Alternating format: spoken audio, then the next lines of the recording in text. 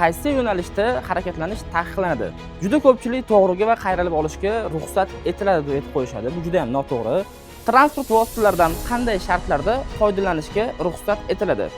Chorrahadan oxirgi bo'lib qaysi avtomobil o'tadi? Bu belgining xavflilik darajasi yuqori bo'lganligi uchun haydovchini bir marta emas, bir necha marotaba qayta ogohlantiradi.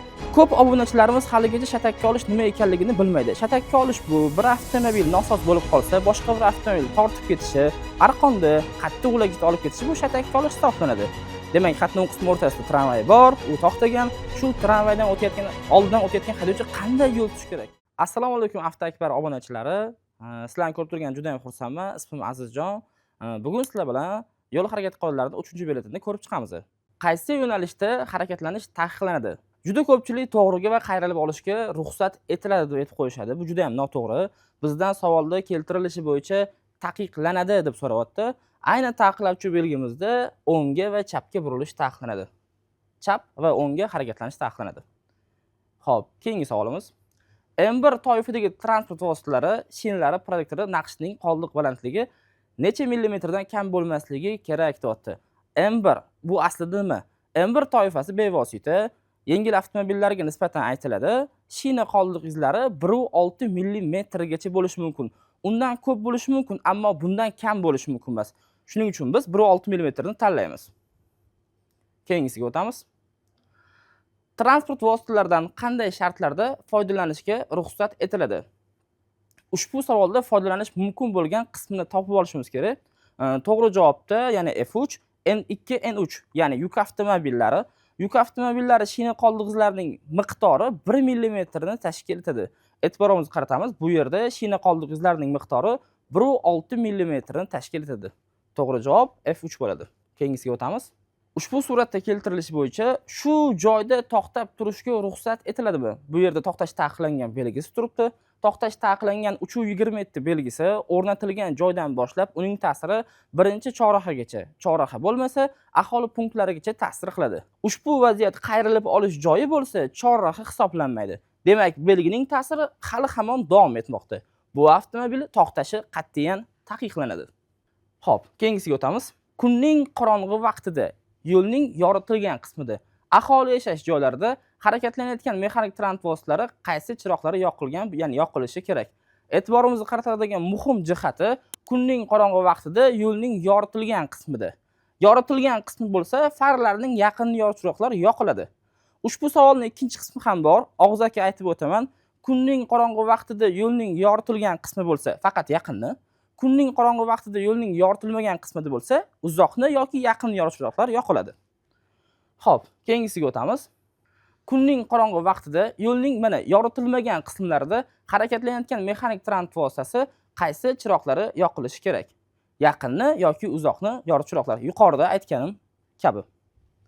Xo'p, keyingisiga o'tamiz. Chorrahadan oxirgi bo'lib qaysi avtomobil o'tadi? Biz e'tiborimizni qaratishimiz muhim bo'lgan holat asosiy belgilar qatnov qismida, ya'ni chorrahada ikkita turibdi, qarama-qarshi qismda va o'ng taraf va chap tarafda yuqorida yo'l belgilari turibdi. Biz birinchi navbatda asosiy yo'ldan boshlashimiz kerak bo'ladi. Xo'p, ko'k avtomobil ham, qizil avtomobil ham asosiy.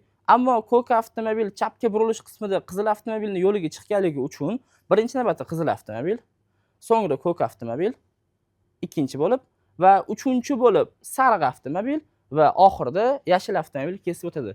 Bizdan chorrahadan oxirgi bo'lib o'tadi desa, bevosita yashil avtomobil tanlaymiz. Xo'p, keyingisiga o'tamiz.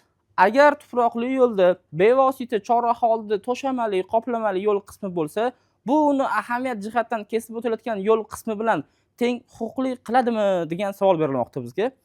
E'tiborimizni qaratamiz. Asfalt betonli yo'l va tuproqli yo'l. Asfalt betonli yo'l va tuproqli yo'l yonma-yon kelib qolsa, bevosita tuproqli yo'l ikkinchi darajali hisoblanadi.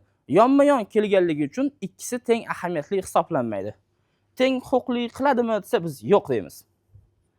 Keyingisiga o'tamiz.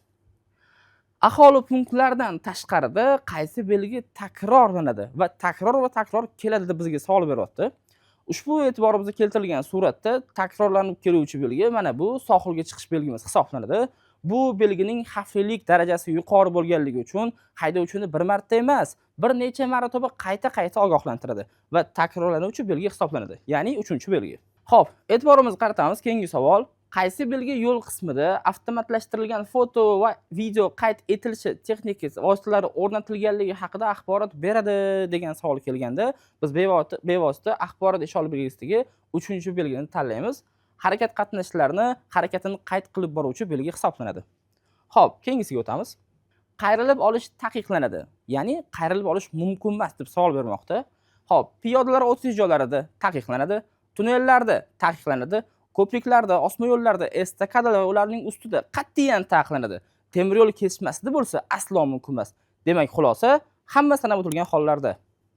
Xo'p, keyingisiga o'tamiz.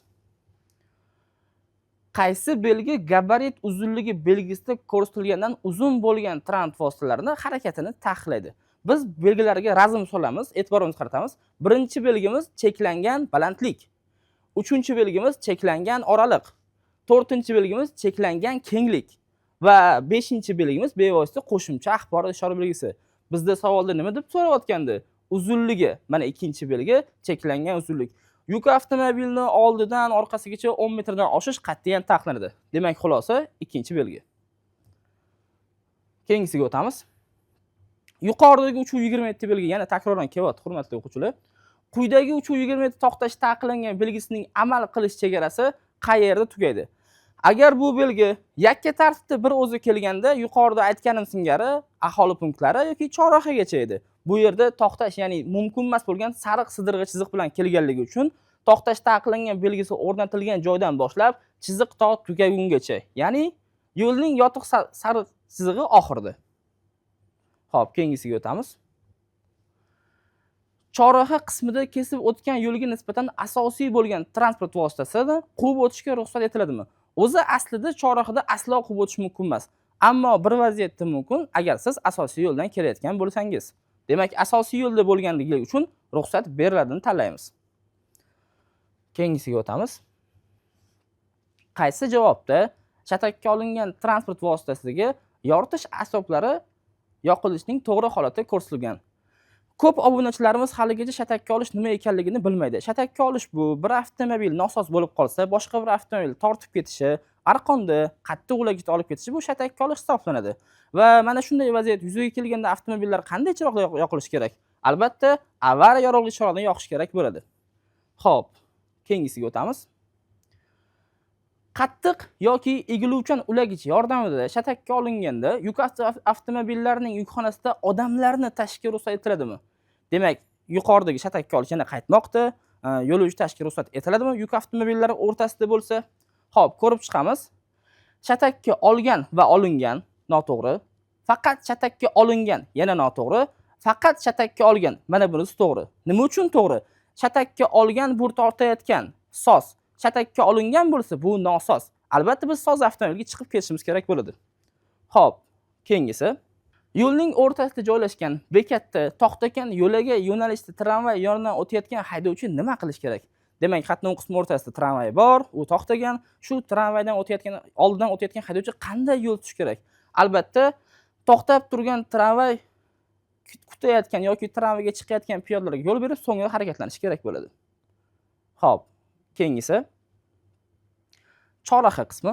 Chorrahadan ikkinchi bo'lib qaysi avtomobil kesib o'tadi? Biz ko'rib turgan chorraha tartibga solinmagan, teng ahamiyatga ega bo'lmagan chorraha hisoblanadi va o'z navbatida ikkinchini so'raganligi uchun biz yana asosiy yo'llarga yuzlanamiz.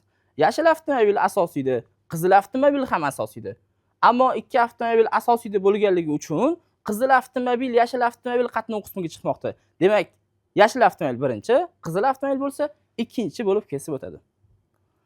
Xo'p, keyingisiga o'tamiz. Yashil avtomobil haydovchisi 2 nuqta. Ya'ni yashil avtomobil haydovchisi bu vaziyatda birinchi o'tadimi yoki ikkinchi o'tadimi? Yashil avtomobil istagi bor, ogohlantiruvchi ishora, ya'ni o'ng tarafga yoqgan, qatnov qismini o'ng tasmasiga qayta tizilmoqchi. Ammo bu vaziyatda ko'k avtomobil o'z tasmasidan harakatlanmoqda. Yashil avtomobil haydovchisi bir xil yo'nalishda to'g'riga harakatlanayotgan ko'k avtomobilga yo'l berish kerak. Nima uchun? Yashil avtomobil ko'k avtomobil qatnov qismiga chiqmoqda. Ko'k avtomobil yashilnikiga emas. Yashil avtomobil bevosita yo'l berish kerak bo'ladi. Xo'p. Keyingi savolimiz 20-savol. Mana shu savolni ta'kidlab o'taman, hurmatli o'quvchilar. Bu savol ikki qismga ega.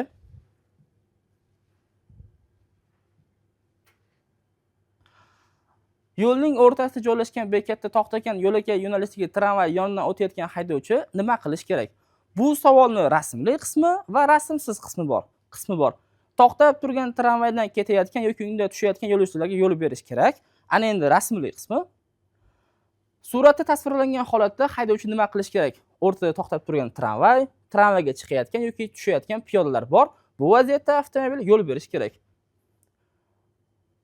Bekatda yo'l o'rtasida turgan bir xil yo'nalishda tramvayga borayotgan yoki tushayotganlarga yo'l berish kerak bo'ladi. Va testimiz yakunlandi. Bugungi test tahlilimiz sizga manfaatli bo'lgan bo'lsa, Avtoakbar sahifasiga obuna bo'ling, like bosing va izohlarda o'z fikringizni qoldiring va bu videoni prava olmoqchi bo'lgan tanishingizga yuborib qo'ying. Ko'rishguncha